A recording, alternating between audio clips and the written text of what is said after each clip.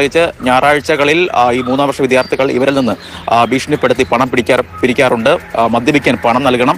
മാത്രമല്ല നോക്കൂ, നമ്മുടെ ഗവൺമെന്റ് നഴ്സിംഗ് കോളേജ് കോട്ടയം എന്ന സ്ഥാപനത്തിൽ നിന്നും ഇപ്പോൾ റാഗിങ്ങുമായി ബന്ധപ്പെട്ട പുതിയൊരു വാർത്ത വന്നിട്ടിരിക്കുകയാണ് ഗൈസ്. അവിടെ മൂന്നാം വർഷ വിദ്യാർത്ഥികളായ 5 വിദ്യാർത്ഥികൾ അതിക്രൂരമായ റാഗിങ് നടത്തി എന്നുള്ള ഒരു ഗുരുതരമായ വീഴ്ചയാണ് ഇപ്പോൾ വന്നിട്ടിരിക്കുന്നത്. നമുക്കറിയാം, സിദ്ധാർത്ഥിന്റെയോ മിഹിറിന്റെയോ മരണത്തിലൂടെ തീർന്നു എന്ന് നമ്മൾ മനസ്സിലാക്കി ഈ കാര്യം വീണ്ടും ആവർത്തിക്കപ്പെടുന്നു എന്നുള്ളതാണ് ഇപ്പോൾ മനസ്സിലാകുന്നത്. മനുഷ്യ മനസാക്ഷിയെ തന്നെ ഞെട്ടിക്കുന്ന ഒരു സംഭവമാണ് കോട്ടയത്ത് നിന്ന് അരങ്ങേറിയിരിക്കുന്നത്.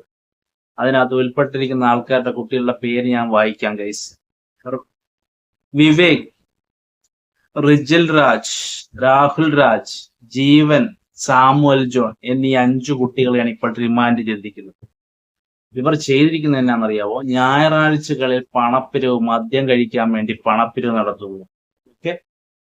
പിന്നെ നഗ്നരായി സ്വകാര്യ ഭാഗങ്ങളിൽ ഡംബൽ കെട്ടി വലിപ്പിക്കുന്നു.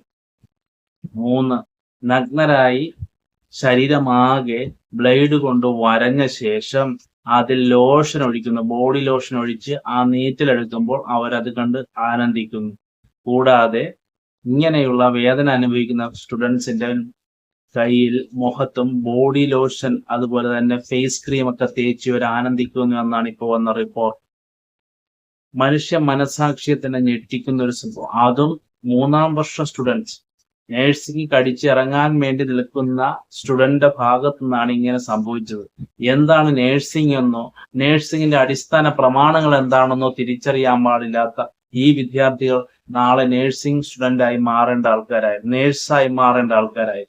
നോക്കൂ, ഫോറസ്റ്റ് നൈറ്റിംഗേളിനെയും ഈഡിറ്റ് കാവലിനെയും പാഠഭാഗിക ഈ നേഴ്സിംഗ് രംഗം ഇന്ന് എവിടെ എത്തി നിൽക്കുന്നു എന്നുള്ളതാണ് നമ്മൾ മനസ്സിലാക്കേണ്ട കാര്യം. മനുഷ്യന്റെ വേദനകളിലും അവരുടെ നീറ്റലുകളിലും അവരുടെ മുറിവുകളിലും സ്നേഹത്തിന്റെ സാന്ത്വനം കൊണ്ട് മുറിവ് കെട്ടി എന്ന ഇവർ ഇന്ന് എത്തിച്ചേർന്നിരിക്കുന്ന അവസ്ഥയിൽ എന്താണ് മനസ്സിലാകുന്നില്ല. നമ്മുടെ പഠന ഭാഗങ്ങളും നമ്മുടെ സ്കൂളുകളിലും നടക്കുന്ന ഇത്തരം റാഗിങ്ങുകൾ എന്നെ അവസാനിപ്പിക്കേണ്ട നിമിഷമായി കഴിഞ്ഞു. ഇപ്പോഴും ഇത് ആവർത്തിക്കുന്നു എന്നുള്ളതാണ് ഏറ്റവും വേദനാജനകം. സ്കൂളുകളിൽ മിഹിറിന്റെ സംഭവം, സിദ്ധാർത്ഥിന്റെ സംഭവം, ഇതെല്ലാം അവസാന വാക്കുകളാണെന്ന് നമ്മൾ വിശ്വസിക്കുമ്പോൾ വീണ്ടും വീണ്ടും ഇതേ രീതിയിലുള്ള വാർത്തകളും റിപ്പോർട്ടുകളും വരുന്നു എന്നുള്ളതാണ് ഏറ്റവും വേദനാജനകമായ. കുട്ടികൾ പഠിക്കാനാണ് നമ്മൾ വിടുന്ന സ്കൂളിലേക്ക് അല്ലെ കോളേജിലേക്ക്. പക്ഷെ അവിടെ നേരിടേണ്ട സംഭവം എന്ന് പറഞ്ഞാൽ ഇതേ രീതിയിലുള്ള അതിക്രൂരമായ റാഗിങ്ങിന്റെയും മനുഷ്യ മനസാക്ഷിയെ തന്നെ ഞെട്ടിക്കുന്ന ഇത്തരം ക്രിമിനൽ പ്രവൃത്തികളുടെയും ഇരയായി മാറുന്നു എന്നുള്ളതാണ് ചരിത്രം. നമുക്ക് ഇവർ നേഴ്സിംഗ് കുട്ടികളാണ്.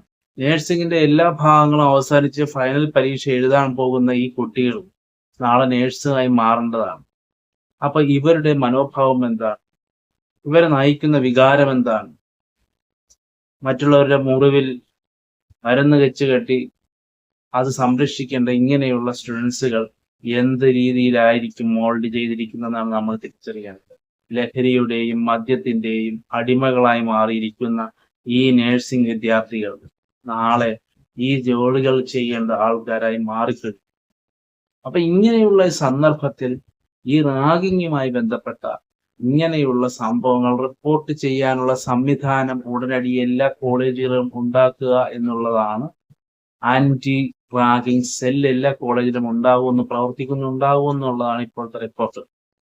നമുക്ക് എവിടെയും ഇതുപോലുള്ള നമ്മുടെ കാലഘട്ടത്തിലും ആയാലും ശരി ഇതുപോലുള്ള റാഗിങ്ങുകൾ ഉണ്ടാവും. പക്ഷെ അത് ഇത്രയും വേദനാജനകമൊന്നുമല്ല. സാധാരണക്കാരന് അതുപോലെ തന്നെ കസേരകളിലായിരിക്കുക എന്നുള്ളതൊക്കെ ആയിരിക്കും. അല്ലെങ്കിൽ നമ്മളെ കൊണ്ടൊരു പാട്ട് പാടിക്കുക, ഇതൊക്കെ സന്തോഷം. ഇത് അതിമൃഗീയമായ അവസ്ഥയിലേക്ക് പോയി എന്നുള്ളതാണ് ഇവിടുത്തെ തിരിച്ചറിയേണ്ട ഒരു കാര്യം.